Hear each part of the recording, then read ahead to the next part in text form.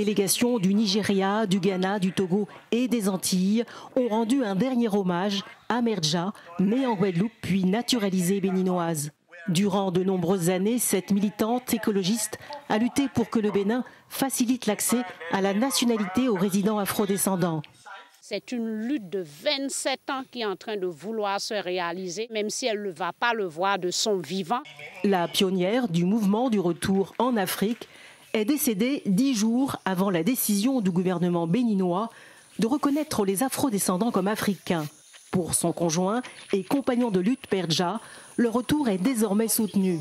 C'est vraiment la nationalité aujourd'hui qui certifie que nous retournons en tant qu'Africains.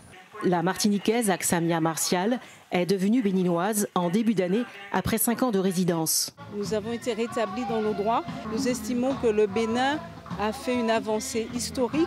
Par cette mesure, il facilitera l'installation et l'intégration des afrodescendants. Je pense qu'aujourd'hui, l'évolution de la relation entre l'Afrique et les Antilles et la diaspora, on va le dire comme ça, est une marche en avant. Et cette marche en avant ne peut plus l'arrêter.